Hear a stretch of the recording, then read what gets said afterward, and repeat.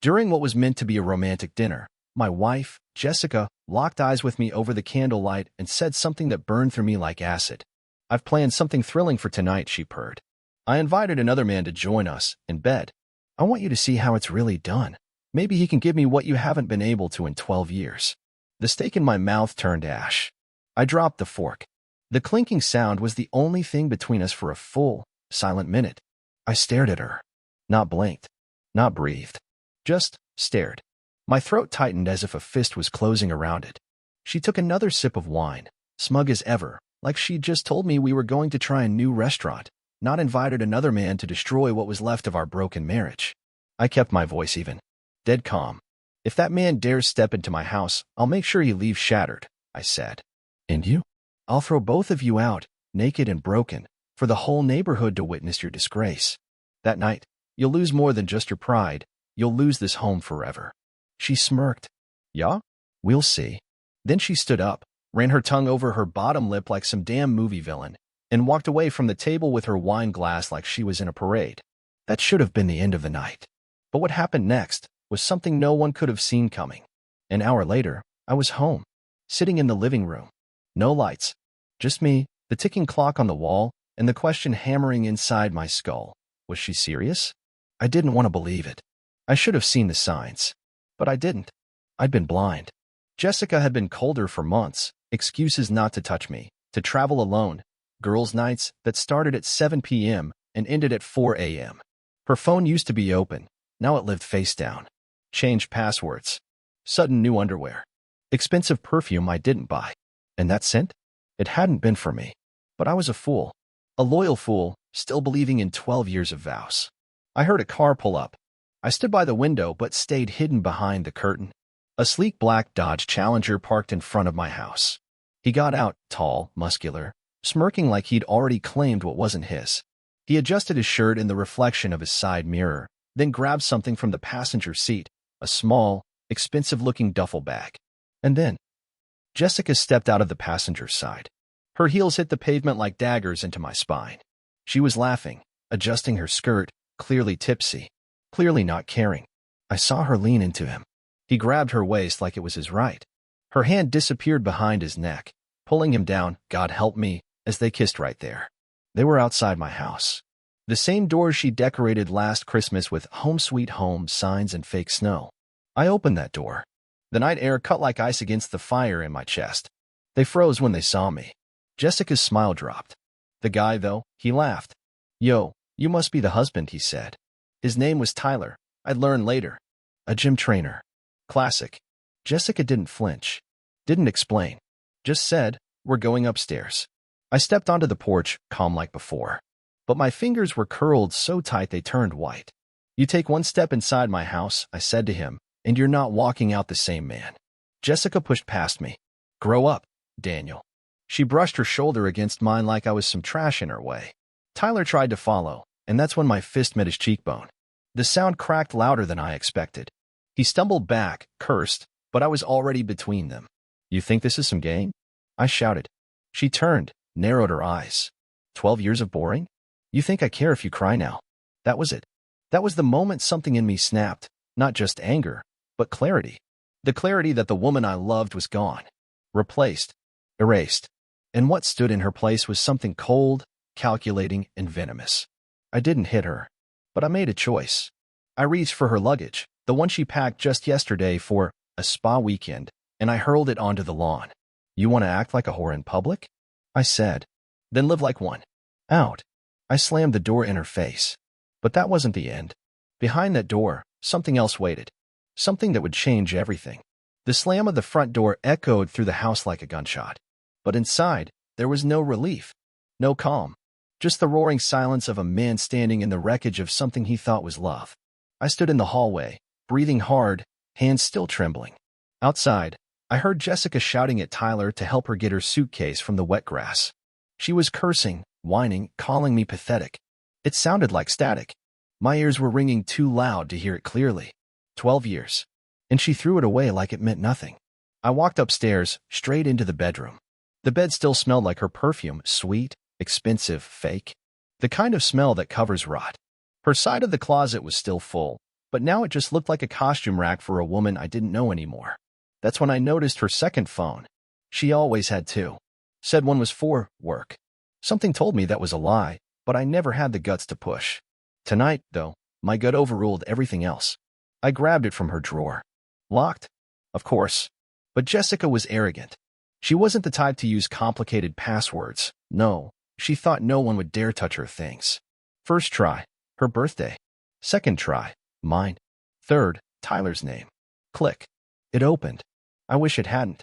The home screen was a picture of her and him. At a beach. She was wearing a bikini I'd never seen before, sitting on his lap, laughing like a teenage girl with no husband, no responsibilities, no soul. Her fingers were in his hair. His hand? On her thigh. I scrolled through the messages. Every cliché in the book. Last night was insane. You know what I like. I keep picturing your hands. He has no idea. He still thinks we're working on us. But the one that hit hardest was a photo. A selfie. Jessica in our bed, with Tyler lying shirtless behind her, giving the camera the finger. Caption, he's downstairs. LMAO. If only he knew. I sat on the edge of the bed. My vision blurred. I didn't cry, I couldn't. It was beyond tears. I felt hollow, like someone had scooped my chest out and left just the shell. The betrayal wasn't just physical. It was cruel. Intentional. Spiteful. She didn't just cheat, she made it a game. Something to laugh about. Something to brag about. I dropped the phone and stared at the floor. How did I miss this? How long had I been loving a ghost? A stranger in my home? And the worst part? I blamed myself. For working late. For not noticing sooner. For still wanting to believe that maybe, we could fix things. But there's no fixing this. Suddenly, I heard the front door open again. Footsteps. Not hers. Not his. I grabbed the nearest thing I could use as a weapon, an old baseball bat from the corner of the room, and crept downstairs. Every sound was sharp now. A creaking step. Breathing. A cough. When I turned the corner, I saw my neighbor, Chris, standing in my hallway, holding a paper bag. Jesus, Dan, he said, raising his hands. I thought you might need this. He handed me a bottle of whiskey and a pack of cigarettes. I saw what happened outside, he muttered. She's something else, man. I took the bottle in silence. She's been coming home late a lot, he continued, hesitating. But you probably know that. I didn't want to get involved, but I've seen that guy before. More than once. Of course he had. Everyone probably had. I'd been the fool. The clown. The husband playing house while his wife played me. I nodded slowly, holding the bottle like it was the only thing keeping me upright. Thanks, Chris, I said. Really? But in my head, something was already shifting. This wasn't just about betrayal anymore. This was war. And I was done playing nice. The whiskey burned going down, but it didn't touch the fire that had already taken root in my chest. I sat in the living room with the bottle resting between my knees, Chris long gone, and the silence thick enough to choke on. That second phone still sat on the table like a live grenade. I stared at it, daring myself to look again. I didn't want more proof. I had enough, but there was a dark part of me that needed to see it all. The whole bloody mess. I needed to know just how deep her lies went. So I opened it again. Messages from numbers saved as catering, Monica, and dry cleaning flooded the screen. I clicked through one by one. Not clients. Not friends. Just more men. Different names. Different nights. She was juggling 3, maybe 4 guys at once. Some were months old. Others were from just last week. One stood out, a thread titled, My Escape Plan. It was a long, disgusting chain between her and someone named Jared. Apparently, her plan was to use Tyler to get me to explode, cause a scene, so she could paint me as abusive, unhinged, a dangerous man she had to leave. Once he loses it, she wrote, it's mine. The house. Half the accounts. He'll crack, and I'll finally be free. And Jared responded, you deserve better. Let him burn. She'd been laying traps for months. All the coldness. The neglect. The provocations. She wanted a reaction, any reaction that could make her look like a victim. And tonight? That dinner? It wasn't spontaneous. It was the final play. She never wanted to fix us. She wanted to break me and profit off the pieces. I stood up too fast. My vision blurred. I felt my jaw clench, fist balling at my sides. I was shaking, not with sadness anymore, but with rage. Pure, white-hot rage. That woman wasn't just cheating.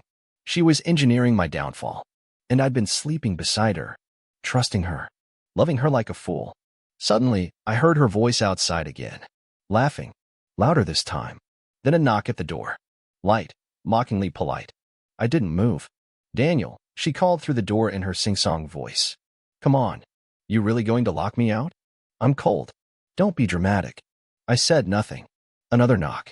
Then I heard her trying the handle, still locked. She sighed loudly. You're overreacting. He didn't even come inside. I gritted my teeth. Still no answer. Fine, she hissed.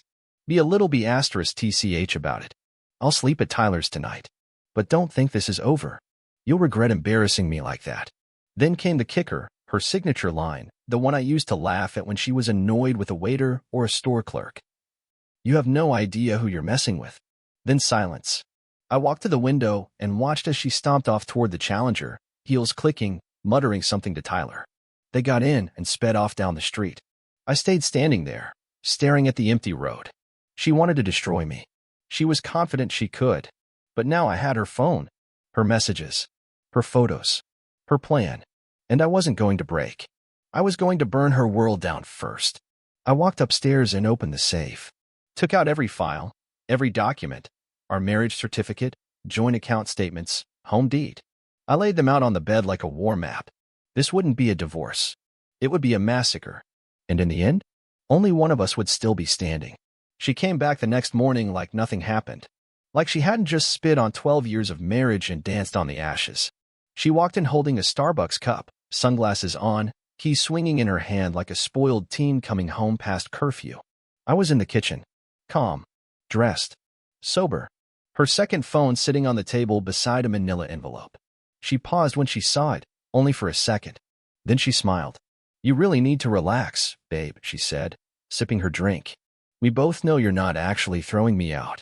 I didn't move. I just looked at her. Tyler drop you off? I asked. She raised an eyebrow. So what if he did? I tapped the phone with one finger. You ever hear of emotional murder, Jess? She rolled her eyes. God, don't be dramatic. I told you what I wanted. I didn't sneak around. At least I gave you the chance to be a man about it. You gave me a test and hoped I'd fail. I stood slowly, picked up the envelope, and slid it toward her. Open it. She hesitated, then grabbed it like she was humoring me. Pulled out the stack of printed texts, emails, and photos from her secret phone. Her expression didn't change, not right away. But her hands stiffened. I saw the first crack in her armor when she saw the photo of her and Tyler in our bed. The one where he flipped off the camera like he was king of my castle. You went through my phone, she asked, a sudden hiss in her voice. You brought it into my house, I said. That made it evidence. She flipped to the next page. A screenshot of the escape plan conversation with Jared. And that's when the cracks broke wide open. You shouldn't have seen that, she said, voice low. Oh, but it's real? I asked. You admit it? She didn't answer. Just dropped the envelope back on the table and crossed her arms.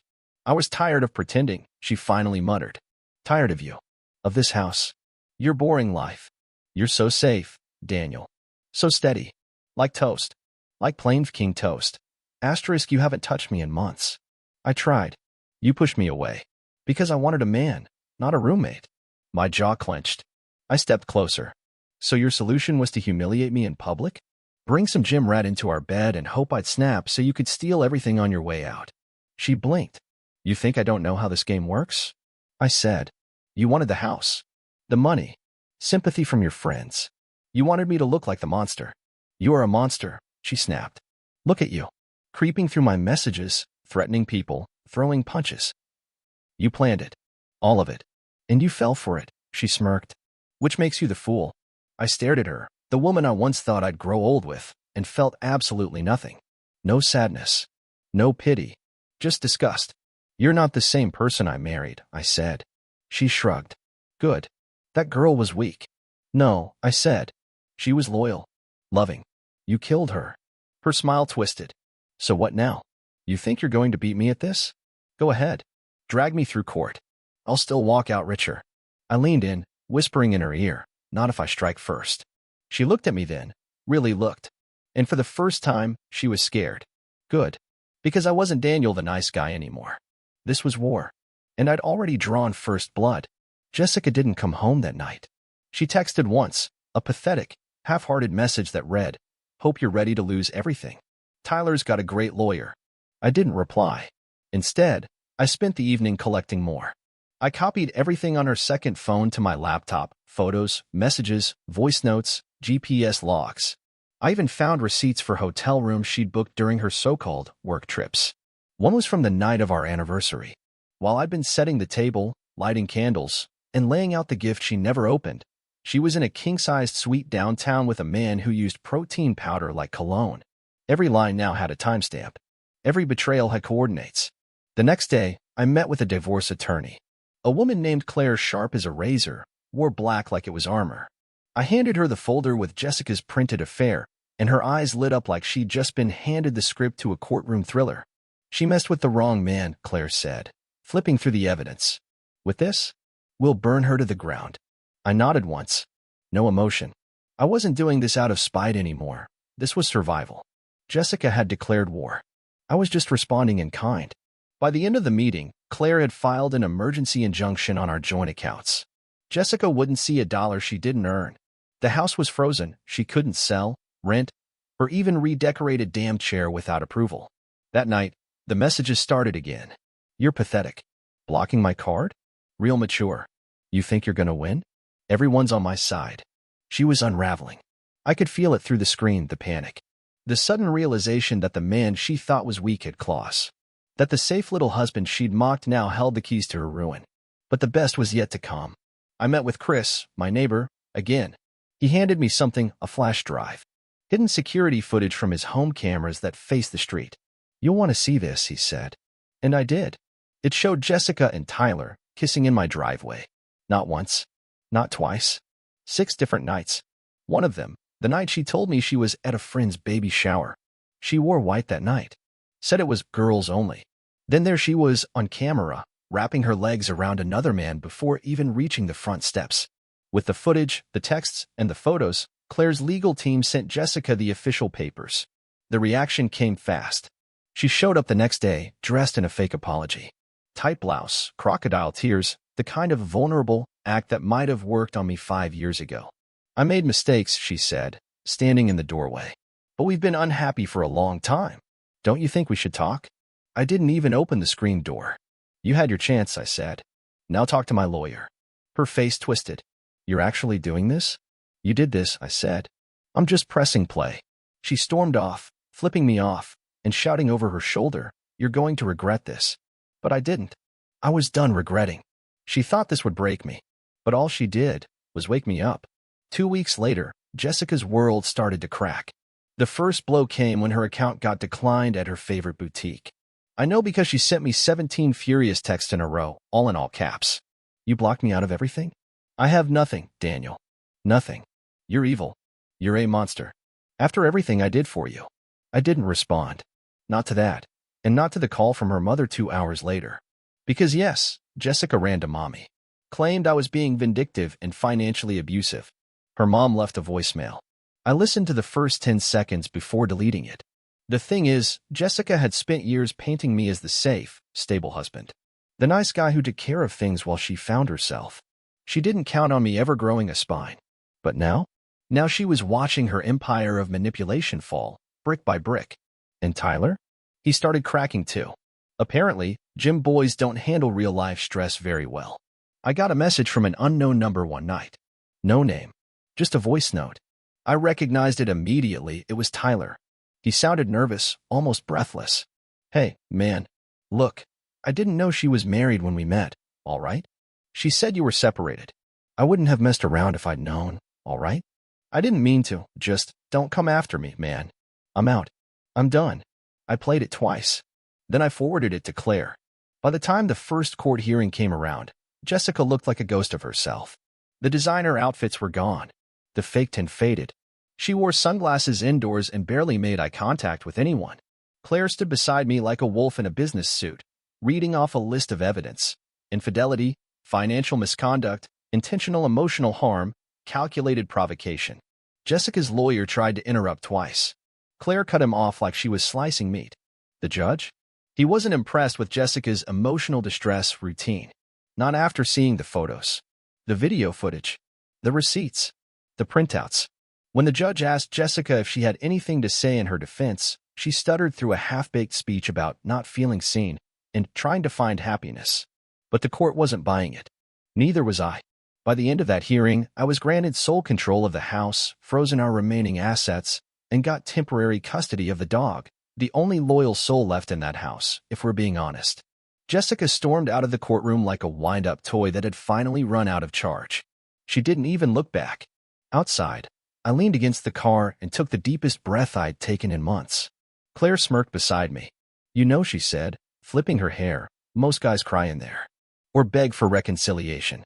You stayed silent the whole time." "I stopped talking to liars," I said. "Saves time." That night, I sat on the porch alone, whiskey in hand. The dog curled at my feet. I could still smell her perfume faintly on the cushions. Still hear her laughter in the corners of the house. But it didn't hurt anymore. I wasn't mourning her. I was burying her ghost. Because the woman I once loved never really existed. She was a mask, a performance, a dream I projected onto someone who had already made plans to kill it. And the more I accepted that truth, the freer I became.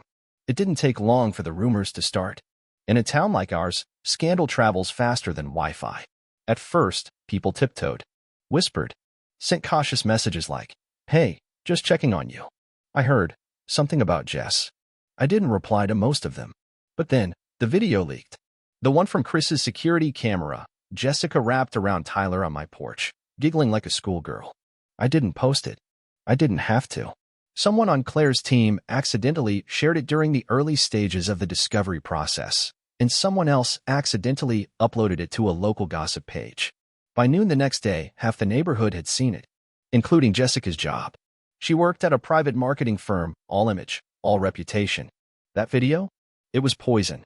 The kind that stains resumes and makes HR directors twitch. Within 48 hours, they put her on indefinite leave. She tried to spin it, of course. Tried to claim I was slandering her out of spite. But it didn't matter. You can't sue the truth. I found out later she had a breakdown in the parking lot of her office, screaming into her phone about how everything is slipping. Good. Let it slip. Because I wasn't just rebuilding. I was upgrading. I'd started running again. Eating better. Sleeping like a baby for the first time in years. My inbox was no longer a minefield of apologies and manipulations. My house, finally, felt like a home. Clean. Quiet. Peaceful. But then came the final blow. Tyler called me.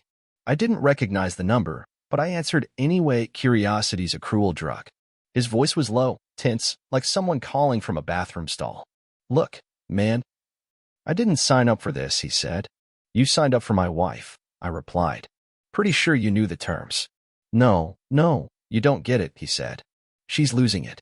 She's talking about hurting herself. Or you. She said if she can't win, she'll burn the whole thing down." There was a pause. "The kind that says, 'I regret everything.'" He added, "She told me you used to hit her." I laughed. Actually laughed. "Of course she did," I said. "She needs a villain. She always does. I just figured you should know. Watch your back." I hung up. It wasn't anger I felt. Not fear either. Just that cold, razor-sharp recognition that Jessica had hit the desperation stage. She was cornered. Mask slipping. And when people like her lose control, they get dangerous. So I tightened my circle. Installed cameras inside and out. Gave Claire full clearance to speak to the police if needed. And most importantly, I started documenting everything. Every call. Every message. Every time she drove by the house slow, like she wanted to be seen but not stopped. It all went in a folder titled Insurance. And just when I thought she couldn't sink lower, she showed up drunk. It was 2:17 a.m. when I heard the banging.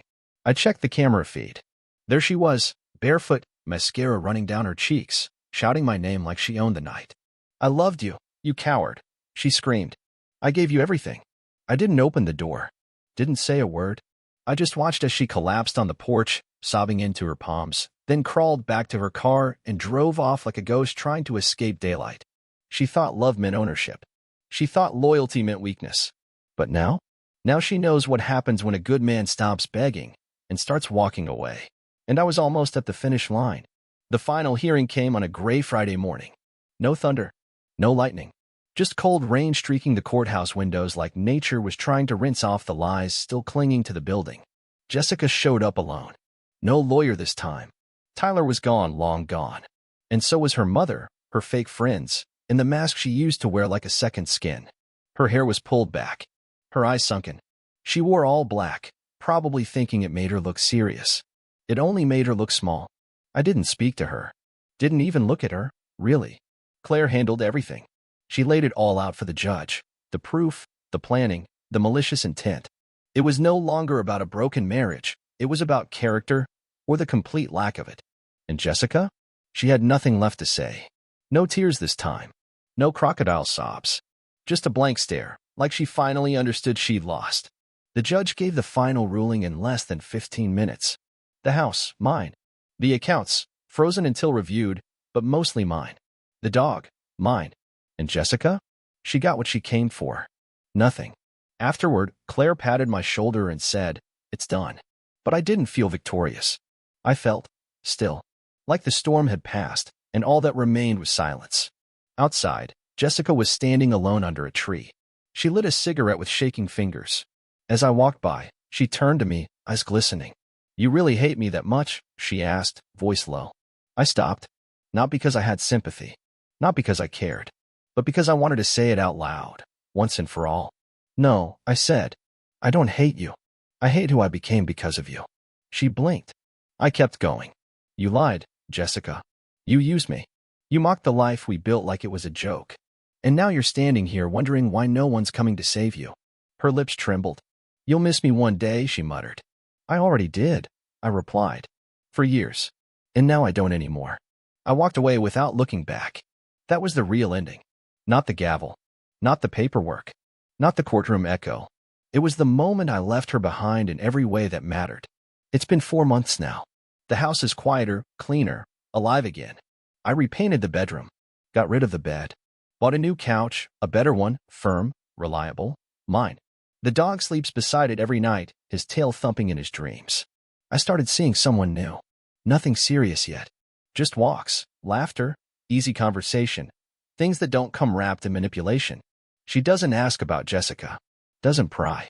And for the first time in forever, I don't feel the need to explain myself. I sleep through the night now. No pacing, no overthinking, just peace. But the scars remain. Not visible ones, emotional ones. The kind you carry quietly. The kind that teach you to pay closer attention to the little things. The late-night texts. The eye rolls. The subtle cruelties people disguise as jokes. Jessica taught me how to recognize poison wrapped in perfume. And for that, oddly, I'm grateful. If I had one piece of advice, don't ignore the shift in energy. Don't make excuses for betrayal just because it's dressed in lingerie and old memories. And never, ever confuse someone's chaos with passion. Because love doesn't try to break you. It builds you. And now, brick by brick, I'm building myself back. Stronger, smarter, and free.